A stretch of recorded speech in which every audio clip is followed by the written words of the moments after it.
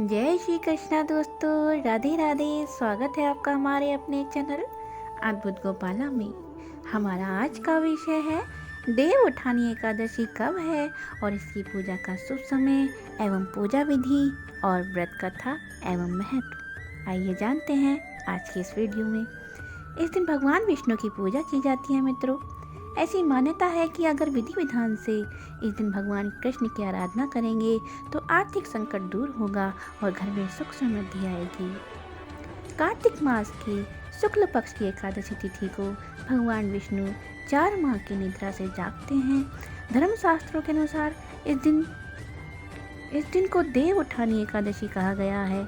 भक्त इस दिन भगवान विष्णु का व्रत रखते हैं। इस दिन को देवोत्थान एकादशी या देव प्रबोधनी एकादशी आदि अनेकों नाम से जाना जाता है और यह दिवाली के बाद आती है और इस वर्ष यह 4 नवंबर 2022 दिन शुक्रवार को है भक्तों। और इसी दिन से शुरू हो जाते हैं सभी मांगलिक काम जैसे विवाह, मुंडन, गृह प्रवेश, उपनयन संस्कार फिर से शुरू हो जाते हैं और तुलसी विवाह भी किया जाता है। आइए जानेंगे इसकी पूजा विधि। ज्योतिष शास्त्र के अनुसार प्रातः जल्दी उठकर स्नान के बाद स्वच्छ कपड़े पहनने के बाद भगवान विष्णु जी की पूजा करनी चाहिए। रात में घर के बाहर और पूजा घर में दीपक जलाने चाहिए। रात के समय विधि विधान से भगवान विष्णु की पूजा करनी चाहिए और भगवान को गन्ना, सिंघाड़े, मीठे का भोग लगाना चाहिए और रात के समय 11 दीपक जलाने चाहिए।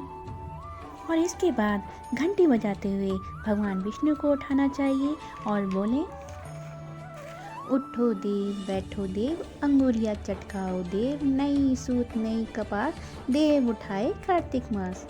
भगवान विष्णु को जगाने के लिए आप इन मंत्रों को बोलें। उत्तिष्ठ गोविंद त्यज्य निद्रा जगत्पतये, त्वयि सुप्ते जगन्नाथ जगत् सुप्तं भवेदिदम्।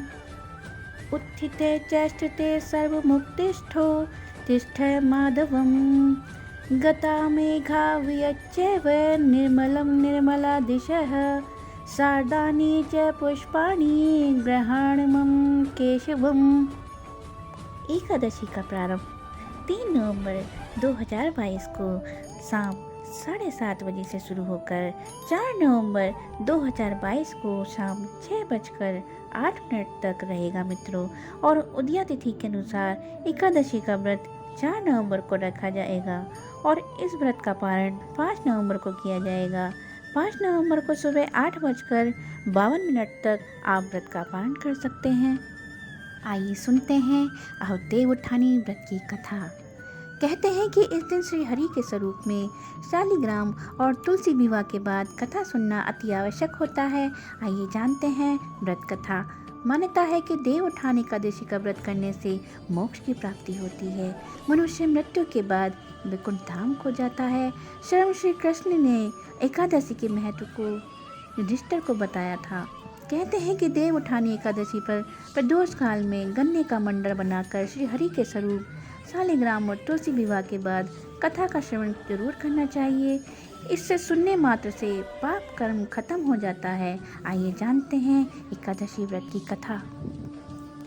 पौराणिक कथा के अनुसार एक राज्य में एकादशी के दिन प्रजा से लेकर पशु तक अन्न ग्रहण नहीं करते थे, नहीं कोई अन्न बेचता था। एक बार की बात है, भगवान विष्णु ने राजा की परीक्षा लेने के लिए एक सुंदर स्त्री का रूप धर लिया और सड़क किनारे बैठ गए। राजा वहां से गुजरे तो सुंदरी से उसके यहाँ बैठने का कारण पूछा। स्त्री ने बताया कि उसका इस दुनिया में कोई नहीं है, वह बेसहारा है। राजा उसके मुंह पर, उसके रूप पर मोहित हो गए और बोले कि तुम मेरी रानी बनकर महल चलो। सुंदरी के भेष में श्री हरि ने राजा के सामने एक शर्त रखी और राजा ने वह बात स्वीकार कर ली, लेकिन एक शर्त यह भी रखी कि राजा को पूरे राज्य का अधिकार उसे सौंपना होगा और जो वह बोलेगी वही करना होगा। खाने में जो भी बनाएगी उसे वही खाना होगा। और राजा ने शर्त मान ली। अगले दिन एकादशी पर सुंदरी ने बाजारों में बाकी दिनों की तरह अन्न बेचने का आदेश दिया। मांसाहार भोजन बनाकर राजा को खाने पर मजबूर करने लगी।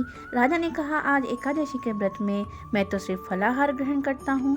रानी ने शर्त याद दिलाते हुए राजा को कहा कि अगर यह तामसिक भोजन नहीं खाया तो मैं आपके राजकुमार का सिर काट दूंगी। राजा ने अपनी स्थिति बड़ी रानी को बताई। बड़ी रानी ने राजा को धर्म का पालन करने की बात कही और अपने बेटे का सिर काट देने को मंजूर हो गई। राजकुमार ने भी पिता को धर्म नहीं छोड़ने को कहा और खुशी खुशी अपने सिर की बलि देने के लिए राजी हो गया। राजा हताश थे और सुंदरी की बात न मानने पर राजकुमार का सिर देने को तैयार हो गए। तभी सुंदरी के रूप से भगवान विष्णु ने उन्हें दर्शन दिए और कहा कि ये तुम्हारी परीक्षा थी और तुम इसमें पास हो गए भक्त। श्री हरि ने राजा से वर मांगने को कहा। राजा ने इस जीवन के लिए प्रभु का धन्यवाद किया, कहा कि वह अब उनका उद्धार करे। राजा की प्रार्थना श्री हरि ने स्वीकार की और उनको मृत्यु के बाद वैकुंठ की प्राप्ति हुई। मित्रों, देखिए मित्रों, श्री कृष्ण ने गीता में भी कहा है कि हमारा धर्म कैसा भी हो, चाहे उसमें कुछ भी अवगुण हो या गुण हो, पर हमें कभी भी किसी के कहने पर अपने धर्म को नहीं छोड़ना चाहिए और ना ही उसकी कभी बुराई करनी चाहिए। जो लोग लड्डू गोपाल जी की सेवा करते हैं, अक्सर उनको दूसरे लोग पागल बोलते हैं। आप उन लोगों की परवाह ना करें और अपनी भक्ति में लगे रहें। आपकी भक्ति और भाव उनकी समझ से परे है। किसी के भी कहने पर अपने इष्ट देवी देवता की पूजा वंदना और सेवा करना कभी ना छोड़ें। श्री कुंज बिहारी श्री हरिदास। जय श्री कृष्णा। कृष्ण कृष्ण हरे हरे, राधे राधे।